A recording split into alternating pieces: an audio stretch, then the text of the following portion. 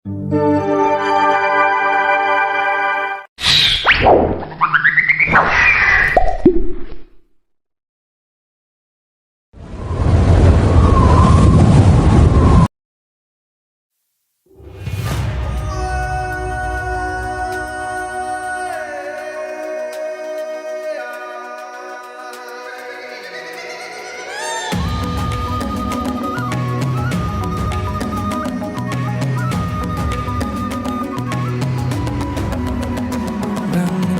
bukalah matamu, saatnya meraih mimpimu. Arahkan pandangan ke depan, Tuhan kan menuntunmu. Sadarilah masa berganti, tantangan kan kita hadapi. Bergandeng tangan untuk negeri, era kita menanti berseri. Kita belajar Pancasila, kita bernafas dalam sila-silanya. Kita belajar Pancasila, ayo kita jaga untuk Indonesia. Bersatu dalam perbedaan, berpegang tangan dan berlari. Singkirkan egomu, oh kawan, demi negeri ini. Jadilah generasi emas, cerdas berkarakter itu kita. Berjuang dan harus berani, kita terus torehkan prestasi.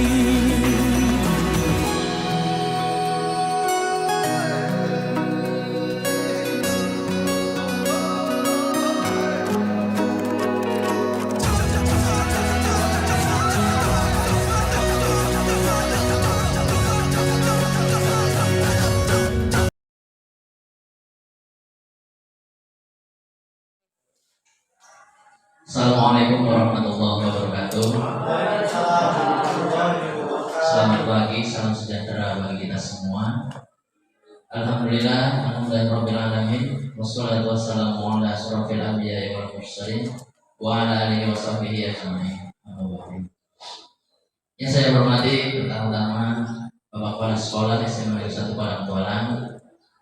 Yang saya hormati Bapak Ibu Guru yang saat ini menjadi audiens dalam acara kita, yaitu pemaparan kasus nyata modul 14 budaya positif. Selawat dan salam, marilah kita hadiahkan keharibaan Nabi kita Nabi Muhammad SAW, yang mana semoga kelak kita akan mendapat syafaatnya di yaumil akhir nanti. Amin, amin ya rabbal alamin.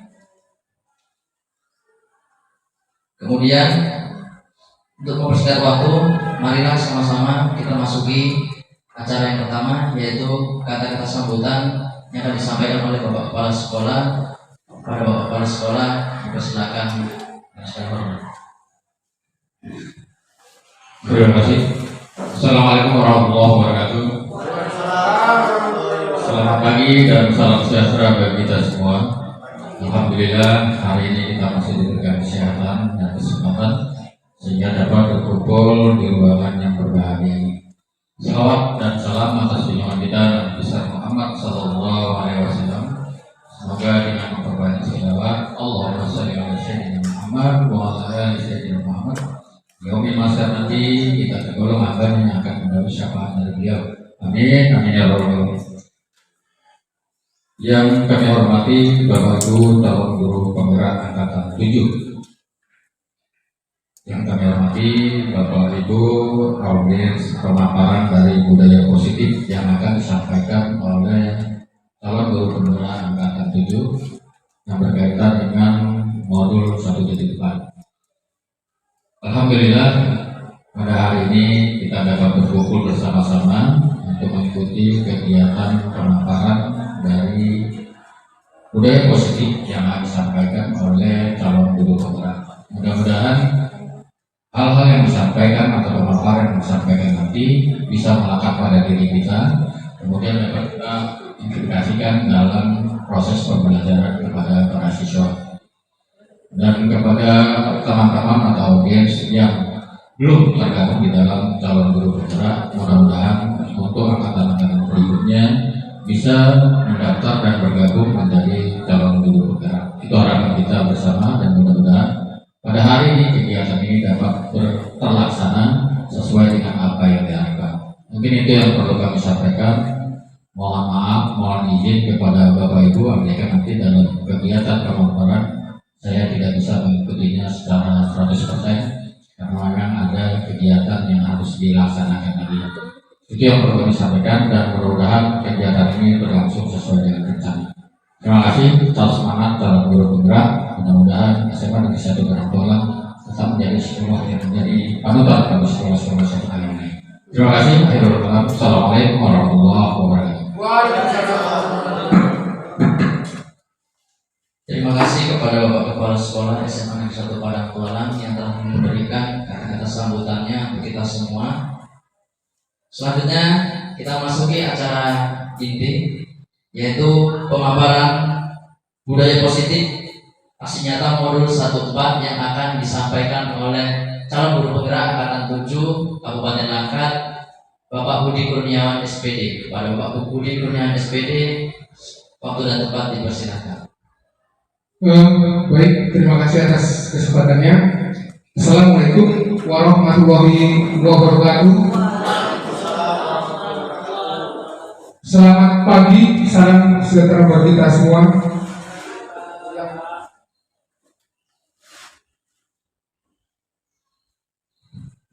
Terputus, saya ulangi ya. Assalamualaikum warahmatullahi wabarakatuh. Selamat pagi, salam sejahtera buat kita semua. Yang saya hormati Bapak Kepala Sekolah SMA Negeri 1 Padang Tualang, Bapak Agus Ismadi Kuncoro MM. Yang saya hormati Bapak dan Ibu Guru SMA Negeri 1 Padang Tualang. Yang saya banggakan teman-teman seperjuangan calon guru penggerak angkatan ke-7 Kabupaten Langkat. Puji syukur kita ucapkan kehadiran Allah Subhanahu wa Ta'ala, Tuhan yang Maha Esa. Atas semua limpah rahmat dan hidayahnya, kita dapat berkumpul di tempat yang berbahagia ini untuk bersama-sama mendengarkan pemaparan aksi nyata modul 1.4 tentang budaya positif. Selawat beraneka salam kita hadiahkan kepada junjungan Nabi Muhammad SAW. Mudah-mudahan kita diberikan kesabaran video ini masyarakat. Amin ya rabbal alamin. Bapak dan Ibu sekalian, saya Budi Kurniawan SPD, calon guru penggerak angkatan ke-7 SMA Negeri 1 Padang Tualang. Yang pertama mengucapkan ribuan terima kasih kepada Bapak dan Ibu sekalian yang telah meluangkan waktu, meringankan langkah untuk memenuhi undangan saya yang disampaikan oleh Bapak Nasir selaku TKS 1 bidang kurikulum untuk bersama-sama mendengarkan pemaparan aksi nyata modul 1.4 tentang budaya positif. Yang kedua, di sini saya tidak bermaksud untuk mengajari, menggurui, ataupun sok pintar kepada Bapak dan Ibu sekalian. Saya hanya coba untuk berbagi pengalaman atau tepatnya sharing tentang apa yang saya dapatkan pada pembelajaran selama menjadi calon guru penggerak. Bapak Ibu sekalian, pada kesempatan ini saya akan memaparkan aksi nyata tentang modul 1.4 tentang budaya positif. Padi masuk kemarin yang menurut saya ya apresiasi juga untuk Padi. Menurut saya budaya positif ini sangat baik sekali jika kebiasaan budaya positif sama-sama kita lakukan, sama-sama kita kerjakan. Maka nilai-nilai karakter yang kita harapkan akan tumbuh semakin kuat pada anak didik kita masing-masing. Itu harapan kita. Bapak Ibu sekalian, di meja masing-masing saya sudah membagi tentang modul 1.4, yaitu sebagai pegangan ataupun pedoman untuk mendengarkan pemaparan modul 1.4 budaya positif. Pada kesempatan ini saya akan memberikan tentang budaya positif. Ada beberapa materi yang akan saya sampaikan, yaitu pertama adalah perubahan paradigma belajar. Perubahan paradigma belajar terjadi dari paradigma yang berfokus kepada guru berpindah menjadi pembelajaran yang berfokus kepada siswa. Bapak Ibu sekalian, kalau dulu kita waktu PTL atau masih kuliah mau jadi guru, selalu ditekankan apa? Guru harus menguasai kelas. Ya, jadi guru harus menguasai kelas. Guru sebagai sumber pengetahuan. Itu sebutan zaman dulu. Guru sebagai pusat informasi. Itu dulu.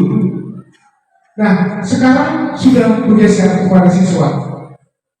Sektor pokok pembelajaran adalah sebagai siswa.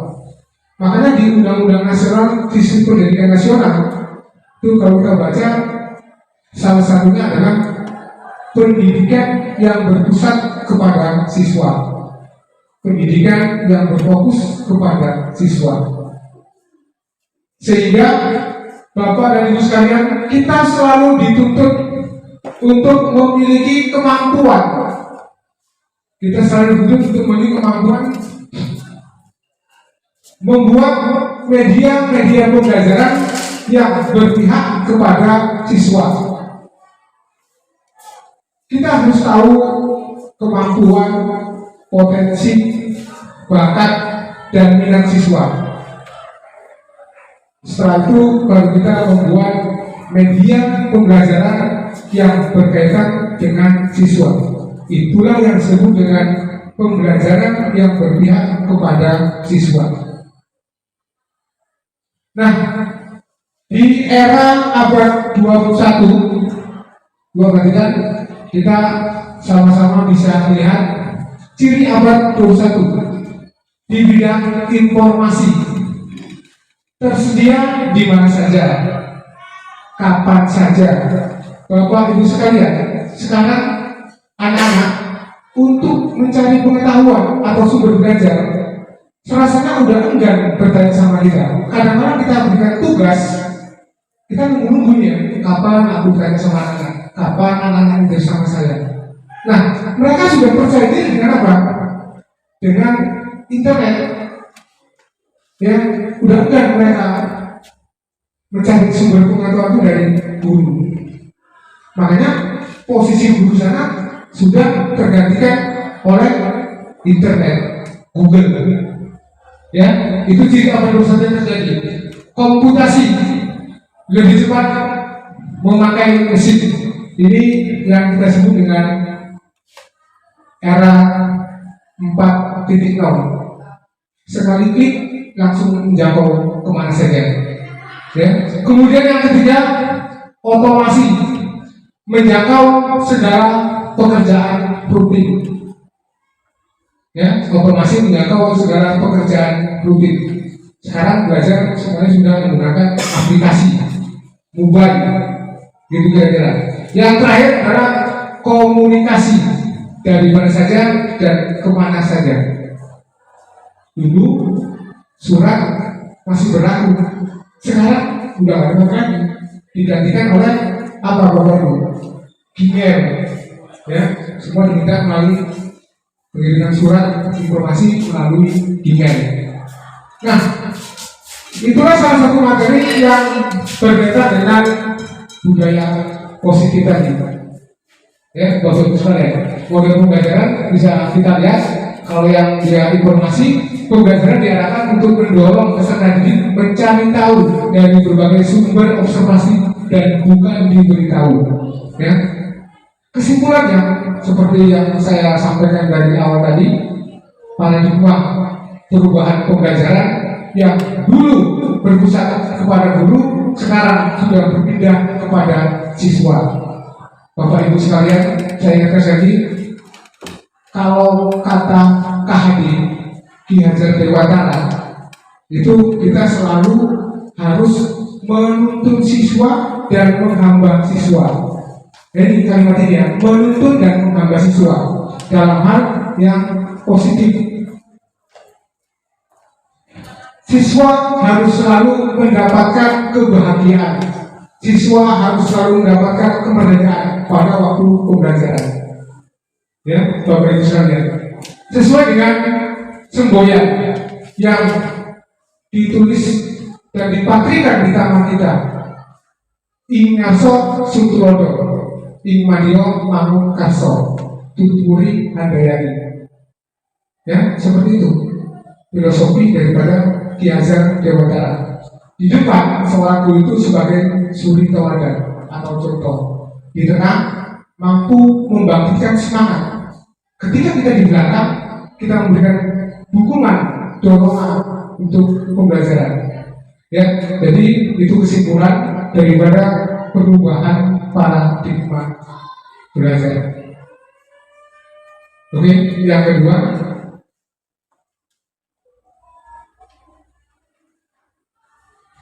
disiplin positif. Ya, ini juga selalu kita dengar. Kenapa disiplin positif bukan peraturan positif? Disiplin positif ini timbul dari atau termotivasi dari diri sendiri. Kita, Bapak Ibu, datang sebelum 7.30, niat kita datang 7.30 tanpa ada motivasi eksternal dari luar. Disiplin positif. Kenapa bukan peraturan positif? Disiplin positif ini timbul dari diri sendiri. Motivasi yang timbul dari sendiri. Contoh, Bapak Ibu sekalian, kita datang mengajar sebelum 7.30, sebelum apel, ya, tanpa harus dilihat oleh kepala sekolah, tanpa harus diberikan hadiah. Kegiatan itu dilaksanakan, itu sudah merupakan kita melaksanakan disiplin positif. Ya, nah kalau peraturan positif tadi, kita melaksanakan sesuatu peraturan itu hanya takut ditegur oleh kepala sekolah. Kita melaksanakan sesuatu itu hanya kepingin dikasih imbalan oleh kepala sekolah. Itu peraturan yang sudah kita tempel di sana. Ya, guru hadir sekian jam, piket tugasnya ini, itu peraturan. Ya, hendaknya itu nggak berlaku lagi. Ada motivasi dari dalam diri untuk memperbaiki semua ini. Gitu ya. Ki Hajar Dewantara mengatakan bahwa untuk mencapai kemerdekaan atau dalam konteks pendidikan kita saat ini, untuk mencapai siswa yang merdeka, syarat utamanya adalah harus ada disiplin yang kuat. Ini yang saya ceritakan tadi. Seorang guru harus memiliki disiplin yang kuat. Disiplin yang dimaksud adalah disiplin diri yang memiliki motivasi internal dari dalam, bukan dari luar. Jika kita tidak memiliki motivasi internal, maka kita memerlukan pihak lain untuk mendisiplinkan atau motivasi eksternal. Karena berasal dari luar, bukan dari dalam diri kita. Oke, lanjut baris yang kedua. Ya, lanjut. Pakar pendidikan mengartikan disiplin sebagai bentuk kontrol diri. Ya, masih yang tadi yaitu belajar untuk kontrol diri agar dapat mencapai suatu tujuan mulia. Tujuan mulia di sini mengacu pada nilai-nilai atau prinsip-prinsip mulia yang dianut seseorang. Oke, lanjut Pak. Ya, berikutnya adalah materi ketiga, motivasi perilaku manusia. Masih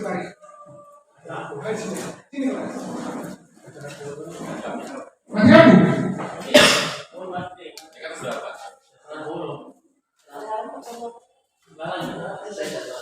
Ya, lanjutkan ya. Ya. Motivasi perilaku manusia. Dia ini dosen dalam bukunya Restructuring School Discipline untuk menyatakan ada 3 motivasi perilaku manusia. Seorang melakukan tindakan itu karena ada berbagai motivasi, alasan. Kalau kita tanya, kita berkunjung di dalam sel tahanan LP dan Pura, kita tanya setiap orang kenapa di sini, kenapa di sini, jawaban mereka masih beda-beda. Nah, itulah salah satu alasan mengapa manusia itu melakukan sesuatu. Yang pertama, alasan seseorang melakukan motivasi perilaku manusia untuk menghindari ketidaknyamanan atau hukuman. Ini adalah tingkat terendah atau level terendah dari motivasi perilaku manusia. Biasanya orang yang motivasi perilakunya untuk menghindari hukuman atau ketidaknyamanan atau akan bertanya, apa yang akan terjadi apabila saya melakukannya? Sebenarnya mereka sedang menghindari tidak melakukannya. Secara fisik, psikologis maupun tidak terpenuhi. Ini yang saya ceritakan tadi ya. Yang kedua, motivasi untuk mendapatkan imbalan atau penghargaan. Seseorang melakukan perbuatan atau tindakan, ada yang karena imbalan, ada yang karena penghargaan. Nah, kira-kira kalau aku datang cepat sebelum 7.30 masuk jam 5 udah di sekolah, nanti aku dijadikan PAS, nanti honorku ditambah, nanti kepala seperti di sana aku. Kira-kira motivasinya seperti itu. Yang ketiga, untuk menjadi orang yang mereka inginkan dan menghargai diri sendiri dengan nilai-nilai yang mereka percaya. Orang dengan motivasi ini akan bertanya, akan menjadi orang yang seperti apabila saya melakukannya. Mereka melakukan sesuatu karena nilai-nilai yang mereka yakini dan hargai, dan mereka melakukannya karena mereka ingin menjadi orang yang melakukan nilai-nilai mereka yang yakini tersebut. Ini adalah motivasi yang akan membuat seseorang memiliki disiplin positif karena motivasi berperilaku bersifat internal atau eksternal. Ini yang saya sampaikan dari awal. Jadi kira-kira sebagai seorang guru ya harus memiliki motivasi internal. Itu dulu. Ya, nggak usah karena kepala sekolah, nggak usah karena dilihat siswa, nggak usah karena dilihat komite bagus. Yang kita lakukan untuk sekolah, itulah tugas dan kewajiban kita. Ini motivasi yang ketiga. Kebutuhan dasar manusia. Yang pertama, kebutuhan hidup, kebutuhan bertahan hidup. Yang kedua, kebutuhan untuk disayangi dan diterima. Ketiga, penguasaan. Keempat, kebebasan. Kelima, kebutuhan akan kesenangan. Yang berikutnya, posisi kontrol restitusi.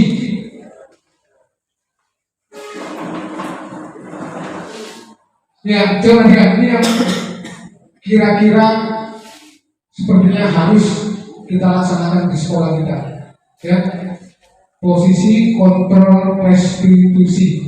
Restitusi adalah proses untuk menciptakan kondisi siswa memperbaiki dirinya atas kesalahan-kesalahan yang dibuat sehingga dapat kembali pada kelompoknya dan memiliki karakter yang semakin kuat.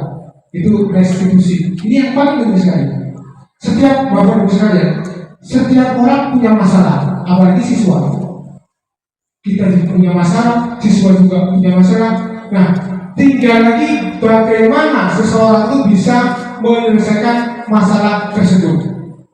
Nah, kita sebagai guru melakukan restitusi.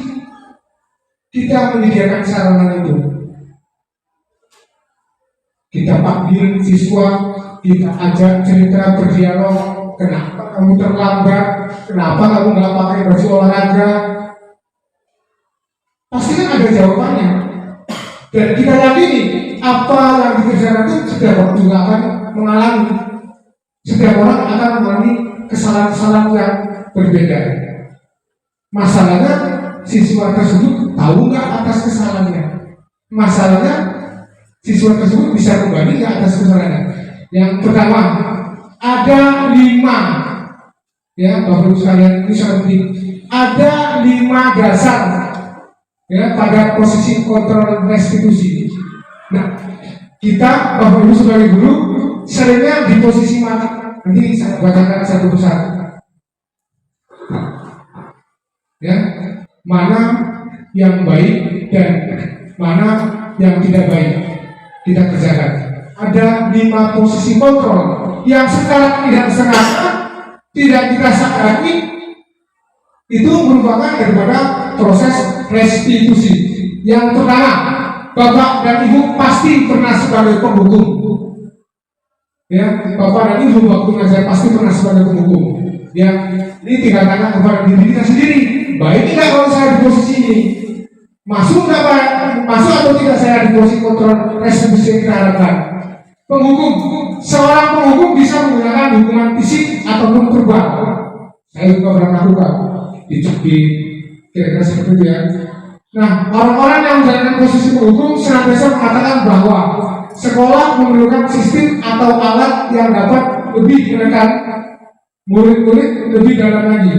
Guru-guru yang menerapkan posisi penghukum akan berkata, patuhi aturan saya atau awas. Nah, ini kalimat mengancam. Awas kalau kamu terlambat di jam saya. Ini posisi penghukum. Awas kalau PR yang kamu kerjakan. Ini posisi penghukum. Awas kalau kamu ngantuk di kelas. Ini posisi penghukum.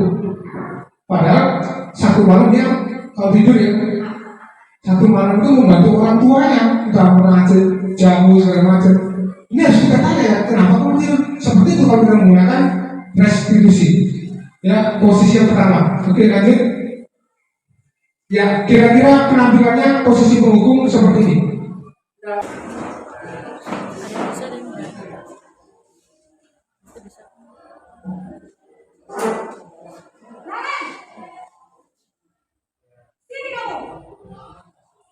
Ini apa Bapak Ibu?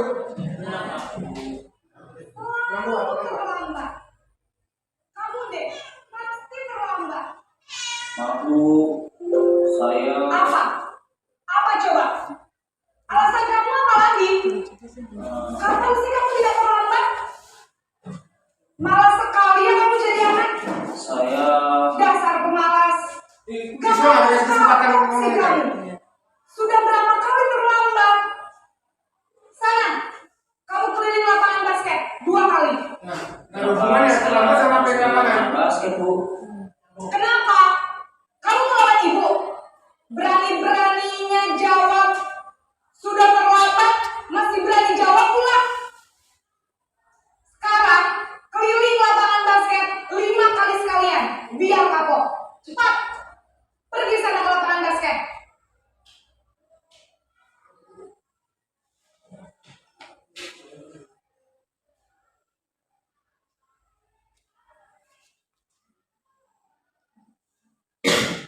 Itu buat salah satu contoh kita di posisi sebagai penghukum.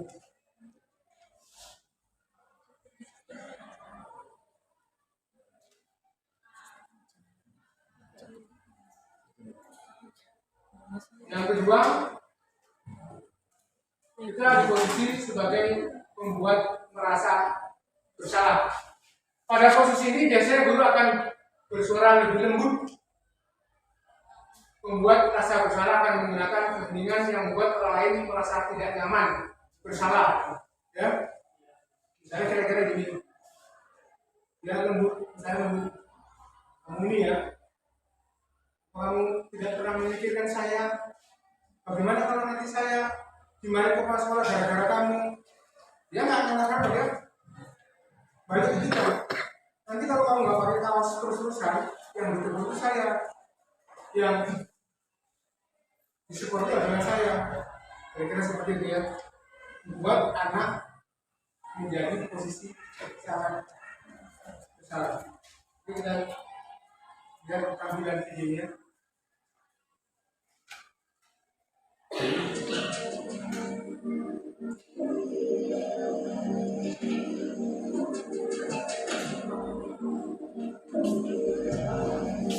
Naren,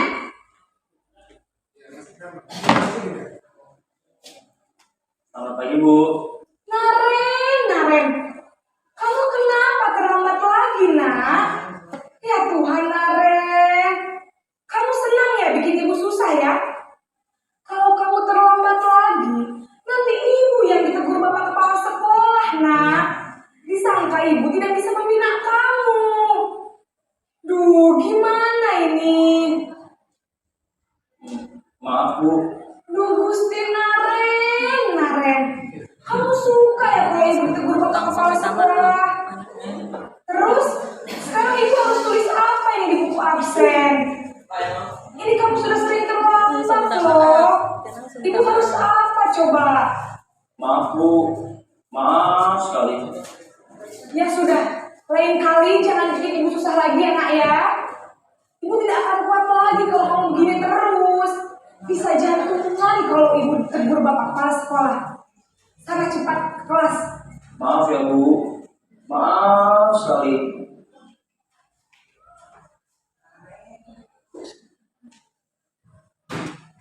Ya, di posisi kontrol pada membuat perasaan bersalah juga ini negatif.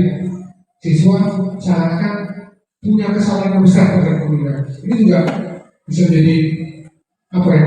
Mengganggu secara psikis kejiwaan. Ya, walaupun dia bisa pergi, nggak mau minum apa, dia akan merasa, aduh, gara-gara saya, Pak Budi kira-kira gitu. Dimarahin kepala sekolah, Pak Budi dihukum dan sebagainya. Oke, lanjut ke posisi kontrol yang nomor 3. Ya, guru teman ya, sebagai teman. Guru pada posisi tidak akan menyakiti murid.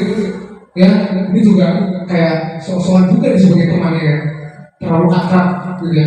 Oke, coba kita langsung saja untuk penampilan videonya. Posisi kontrol sebagai teman.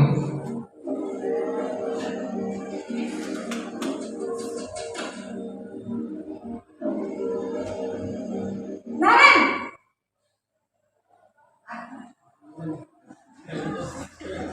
Selamat pagi, Bu. wah, sudah jam berapa ini nak? Terlambat lagi ya sayang. Iya, Bu. Habis ibu saya lupa bangunkan saya, Bu. Kamu malah menyalahkan ibu kamu. Kamu bukannya anak yang larinya paling kencang. Kok terlambat sih? Iya, Bu. Saya memang terlambat bangun tadi. Jadi, biarpun saya lari kencang, tetap gak kekejar, Bu. Ya sudah sana. Nanti lain kali larinya lebih kencang lagi ya. Biar gak terlambat lagi. Bikin senang ibu. Demi ibu. Bisa kan? Bisa lah, Bu. Ya sudah sana masuk kelas. Ibu beresin urusan absen kamu. Kamu ini ada-ada saja. Iya, Bapak Ibu sekalian, dari tayangan video tersebut, posisi kontrol kita sebagai teman ini juga lebih parah. Ya, siswa merasa nggak punya kesalahan, semua kesalahan udah ditekan oleh gurunya ya. Nggak apa-apa absen. Nanti saya ngomong sama bapak ini. Nanti saya sampaikan ibu ini. Kalau mau dimarahin, kita merasa mungkin siswa merasa dibela, gitu maksudnya. Oke, lanjut ke 4, posisi kontrol. Yang keempat, pemantau. Memantau berarti mengawasi. Pada saat kita mengawasi, kita bertanggung jawab atas perilaku orang-orang yang kita awasi. Ya, lanjut ke video.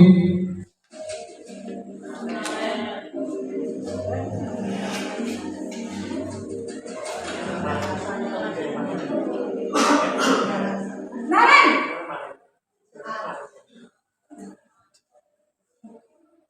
Selamat pagi Bu. selamat pagi Naren. Maaf Bu, saya terlambat. Iya, sekolah masuknya jam 7, sekarang sudah jam 7.20. Jadi sekarang bagaimana ini Naren? Maaf Bu, saya lupa setel alarm saya semalam. Baiklah, menurut kamu, keyakinan sekolah yang mana yang perlu kamu tingkatkan? Menghargai diri sendiri dan orang lain mungkin ya Bu. Setuju. Jadi, apakah Naren meyakini prinsip saling menghormati tersebut? Iya Bu, saya meyakininya. Apakah Naren bersedia memperbaiki masalah keterlambatan ini? Bersedia Bu. Bagaimana kamu akan perbaiki masalah keterlambatan ini? Saya akan coba untuk tidak lupa menyetel alarm saya Bu. Baik, kalau Naren lupa menyetel alarm di rumah, ada orang yang kira-kira bisa bantu mengingatkan tidak? Ada Bu, kakak saya, Kak Emma. Ada lagi selain Kak Emma? Selain Kak Emma, ada ibu saya. Baik, jadi yang mengingatkan Naren adalah Kak Emma dan ibu kamu ya? Kira-kira akan mulai start alarm kapan nih Naren? Setelah pulang sekolah, akan segera saya lakukan. Baik, jadi Naren akan setel alarm untuk bangun besok pagi dan akan diingatkan oleh kakak dan ibunda Naren ya. Ada lagi yang mungkin perlu dilakukan Naren agar tidak terlambat bangun lagi. Tidak ada Bu. Baik Naren, terima kasih untuk kerjasama kamu. Sekarang kamu perlu kembali ke kelas untuk belajar. Baik Bu, terima kasih. Ya, demikian posisi kontrol pada pemantau. Nah, pada kasus ini seorang guru dia menjalankan seperti apa ya? Konsekuensi, hanya menjalankan peraturan yang ada. Ya, kalau di kita itu peraturan yang sudah ada, kan ada berapa ya? Begitu siswa masuk dikasih poin 250. Nah itu pemantau. Itu yang sedang kita laksanakan di sini. Ya. Nah, ini juga kurang baik Bapak Ibu sekalian. Ya, karena kita memang tidak memandang, melihat permasalahan siswa tadi itu apa. Kemudian kita akan coba untuk memberikan kesempatan kepada siswa untuk memperbaiki atas kesalahannya. Itu seperti itu kira-kira ya. Dan yang terakhir, ini yang sangat kita harapkan, yaitu sebagai posisi kontrol sebagai manajer. Posisi terakhir manajer adalah posisi di mana guru berbuat sesuatu bersama dengan siswa atau murid, mempersilahkan murid mempertanggungjawabkan perilakunya, mendukung murid agar dapat menemukan solusi atau permasalahan sendiri. Seorang manajer telah memiliki keterampilan di posisi teman atau pemantau, dan dengan demikian bisa jadi di waktu-waktu tertentu kembali kepada kedua posisi tersebut bila diperlukan. Jadi gabungan ya, sebagai teman dia, sebagai pemantau dia juga ya. Karena memang sekolah nggak mungkin nggak punya peraturan, ya kan? Tidak mungkin. Nah kita mau masuk ke anak kadang-kadang memang harus sebagai teman, tapi nggak selalu jadi teman itu maksudnya. Paham Bapak Ibu ya? Oke, langsung ke video.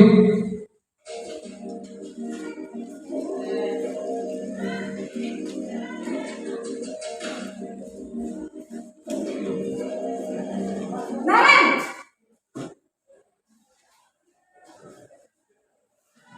Selamat pagi Bu. Naren, apa peraturan sekolah kita tentang jam berapa kita harus masuk sekolah, nak? Kita harus di sekolah jam 7 Bu. Iya betul, sekarang sudah jam 7.20. Naren sudah tahu konsekuensinya jika terlambat hadir. Paham Bu. Saya harus tinggal kelas pas jam istirahat selama 20 menit. Iya benar, konsekuensinya demikian. Jadi nanti jam 9.30 pas istirahat, kamu harus tinggal di kelas, kerjakan tugas tambahan untuk ketertinggalan kamu, ya? Baik Bu.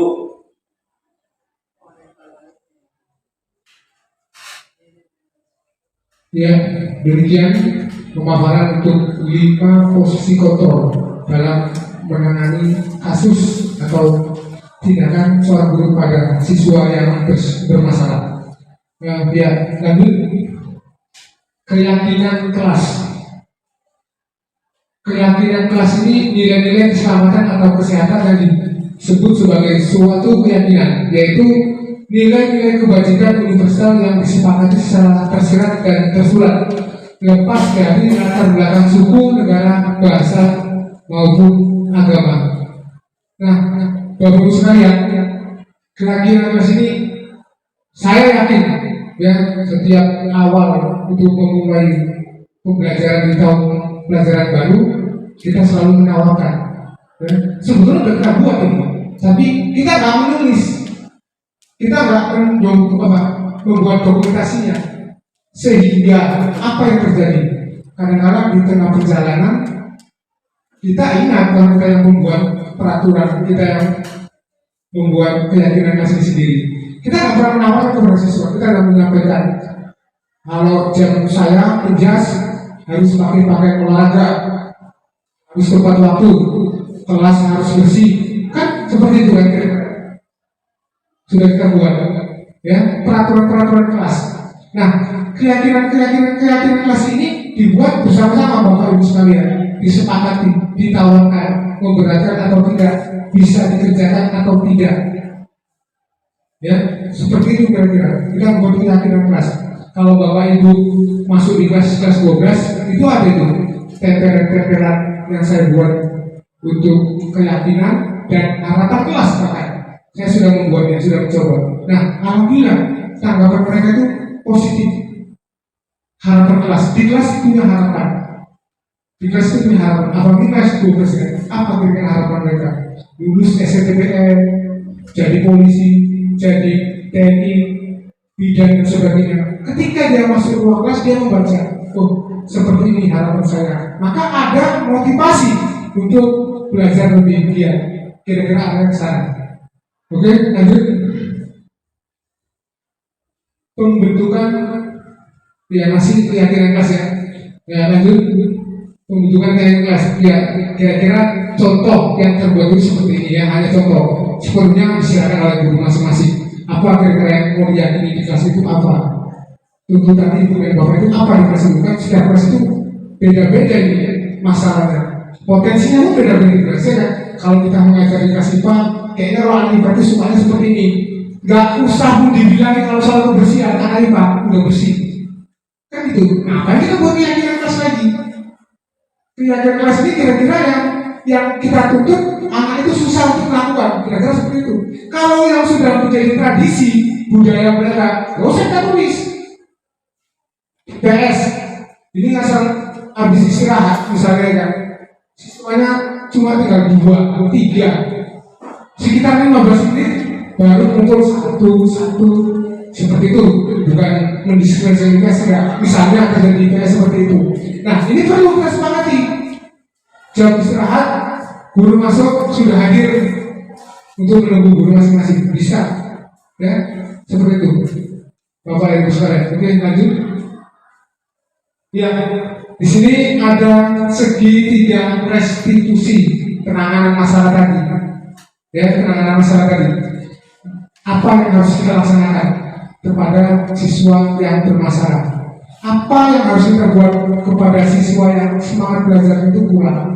Apa yang mau kita buat terhadap siswa yang mungkin motivasinya itu rendah?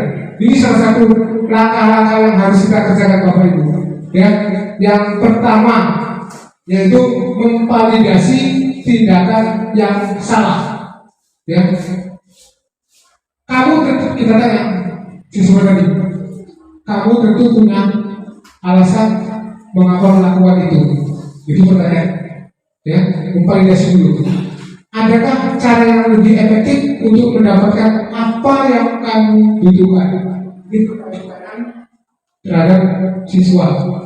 Yang kedua, segitiga restitusi yang harus kita kerjakan, yaitu menanyakan keyakinan kelas. Tadi kita tanyakan, kan ada bukti-bukti keyakinan kelas kedua, Ya, keyakinan kelas apa yang telah kita sepakati? Kita ulang lagi di kelas itu.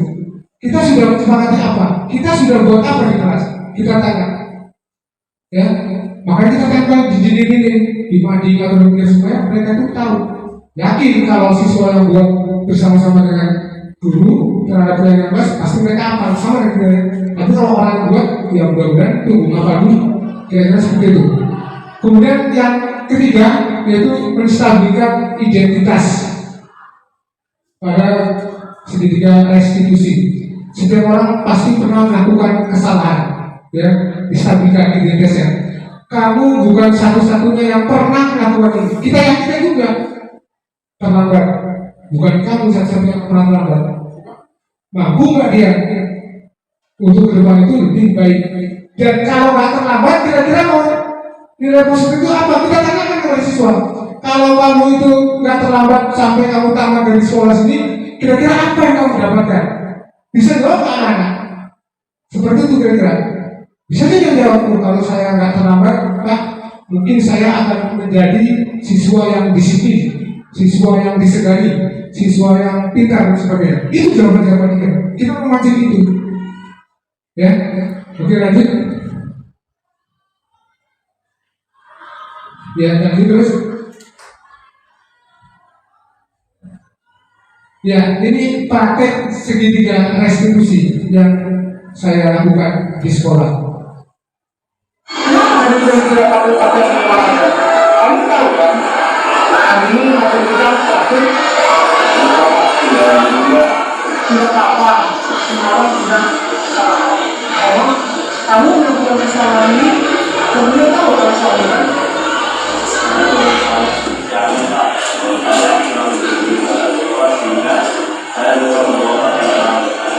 Kamu sudah bagus, sudah berusaha untuk masuk ke sekolah. Hanya saja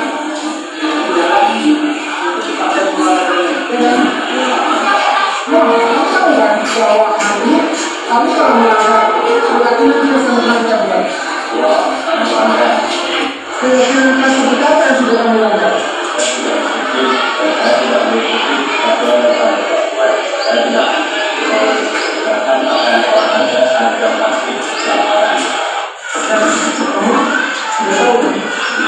Kesehatan pakaian olahraga itu penting bagi saya.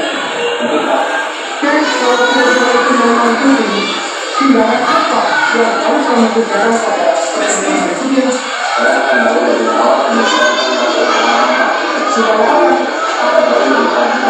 Terus, kalau kamu sudah memperbaiki, kamu akan menjadi orang seperti apa?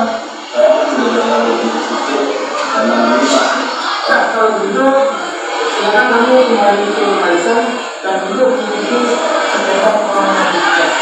Ya Pak, terima kasih. Anak-anak kamu apa yang jelas? Kamu jangan olahraga. Kenapa kamu melakukan tidak olahraga? Sedangkan kamu berolahraga dengan lancar.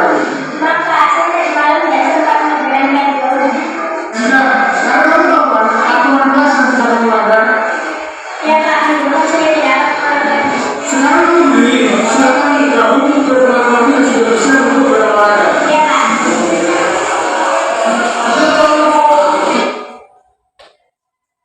Ya, ini salah satu kasus siswa yang sudah kita buat kesempatan kelas tapi dilanggar. Yang pertama kasusnya laba pakaian. Yang kedua kasusnya mengerjakan tugas di jam yang berbeda.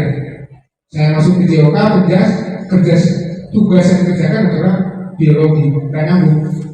Ada apa? Kenapa mereka nggak senang di JOK seperti itu mereka? Oke lanjut. Ini testimoninya. Murid setelah melakukan segitiga tadi hasilnya seperti ini. Kesimpulannya.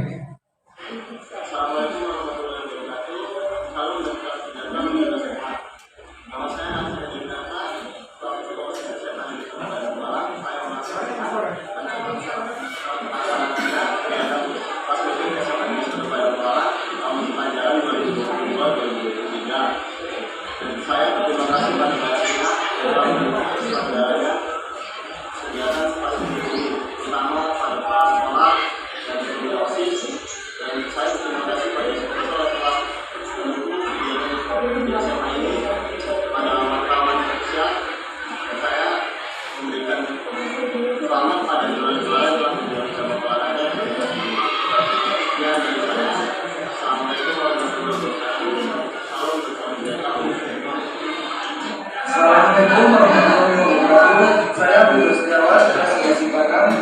Setelah banyak mengikuti kegiatan terkait dengan persahabatan ini, baik di dalam sekolah saya sendiri maupun di sekolah lain, saya merasa banyak sekali menemukan hal baru yang selama ini tidak saya ketahui. Oleh karena itu, saya berharap agar kegiatan pertandingan persahabatan ini terus berjalan sehingga saya dapat menambah pengetahuan di bidang bola voli. Demikian yang dapat saya sampaikan. Mudah-mudahan bermanfaat terutama untuk diri saya sendiri. Terima kasih kepada pengelola yang sudah November 2020. Iya, pernyataan siswa setelah kita rekam sedikit restitusi. Oke, nanti pengalaman membuat keyakinan kelas ini saya buat.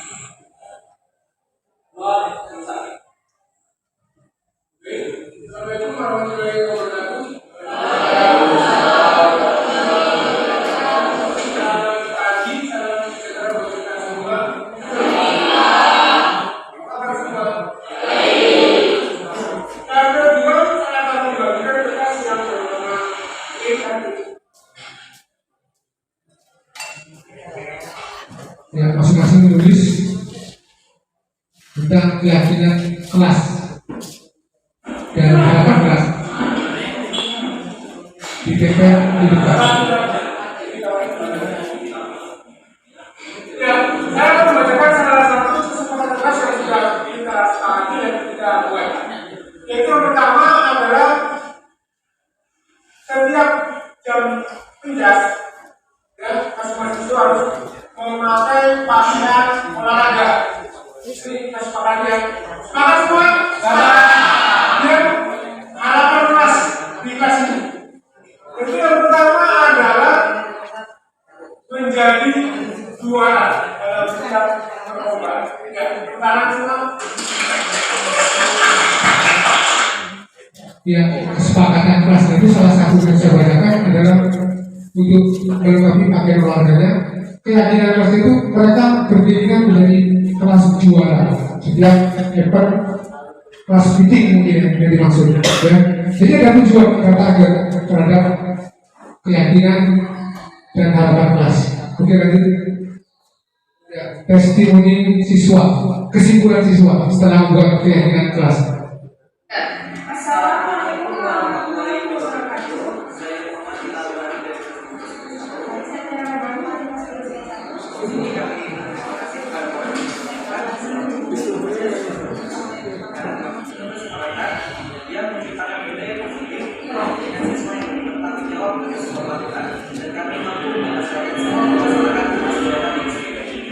Atas harapan peserta berdua menjadikan motivasi bagi kami agar menjadi kelas yang lebih baik ke depannya. Sekian dari kami. Assalamualaikum warahmatullahi wabarakatuh. Ya, demikianlah pemaparan aksi nyata modul 1.4 tentang budaya positif. Sekali lagi saya Budi Kurniawan SPD, calon guru tengah angkatan ke-7 SMA Negeri 1 Parangkuala mengucapkan ribuan terima kasih kepada Bapak dan Ibu sekalian yang telah menghadiri acara ini. Mohon maaf atas segala kekurangan dan kesalahan yang tidak pada tempatnya. Saya sudah dengan billahi taufiq wal hidayah. Assalamualaikum warahmatullahi wabarakatuh. Terima kasih.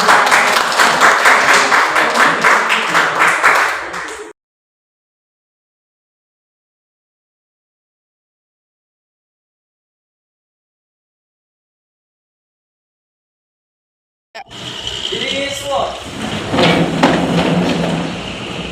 Salam Bapak Guru.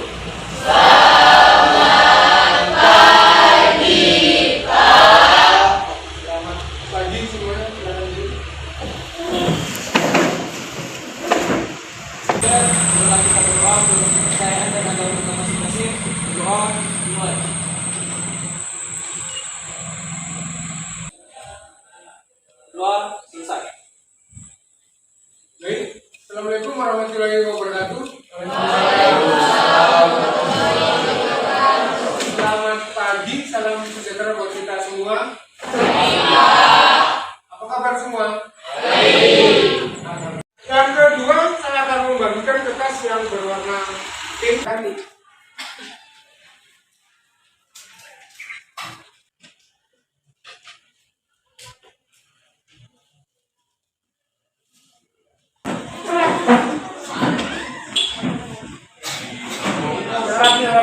Jadi tawarnya kebagian.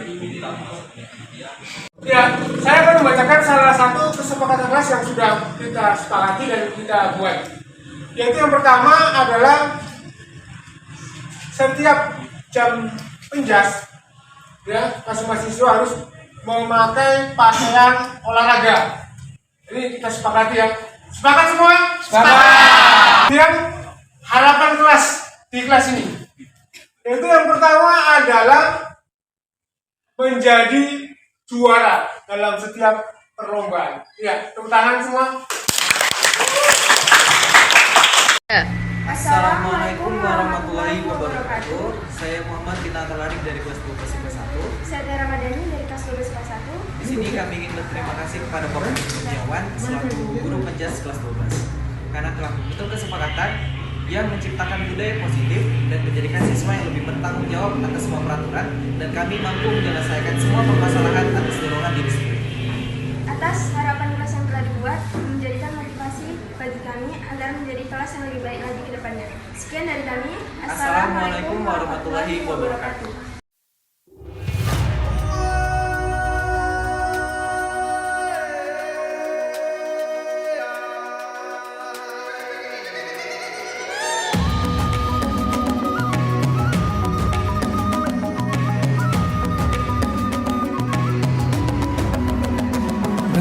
Dan bukalah matamu, saatnya meraih mimpimu. Arahkan pandangan ke depan, Tuhan kan menuntunmu. Sadarilah masa berganti, tantangan kan kita hadapi. Bergandeng tangan untuk negeri, era kita menanti berseri. Kita belajar Pancasila, kita bernafas dalam sila-silanya. Kita belajar Pancasila, ayo kita jaga untuk Indonesia. Bersatu dalam perbedaan, berpegang tangan dan berlari. Singkirkan egomu, oh kawan, demi negeri ini. Jadilah generasi emas, cerdas berkarakter itu kita. Berjuang dan harus berani, kita terus torehkan prestasi.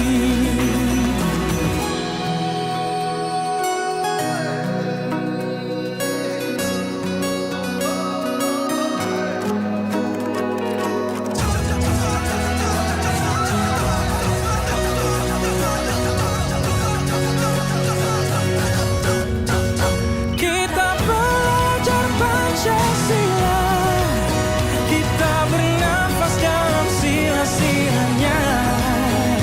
Kita belajar Pancasila, ayo kita jaga untuk Indonesia. Kita belajar Pancasila, kita bernafas dalam sila-silanya. Kita belajar Pancasila, ayo kita jaga untuk Indonesia. Assalamualaikum warahmatullahi wabarakatuh. Saya Hafriwan Azmi, guru SMA 1 Padang Tualang. Saya ingin memberikan testimoni setelah kegiatan penerapan budaya positif oleh para calon guru penggerak. Jadi menurut saya calon guru penggerak Bapak Budi Kurniawan dari SMA Negeri 1 Padang Tualang. Jadi menurut saya impact atau dampak yang kami dapatkan selaku guru-guru di SMA Negeri 1 Padang Tualang, kami mendapatkan hasanah ilmu pengetahuan baru, mindset baru tentang apa yang dimaksud budaya positif dan bagaimana penerapan budaya positif itu di lingkungan sekolah kami. Insya Allah kedepannya apa yang sudah kami dapatkan hari ini dapat kami aplikasikan dan kami terapkan ke seluruh peserta didik khususnya di SMA Negeri 1 Padang Tualang dan dapat berkembang sampai ke tingkat kabupaten maupun provinsi Sumatera Utara. Terima kasih. Assalamualaikum warahmatullahi wabarakatuh.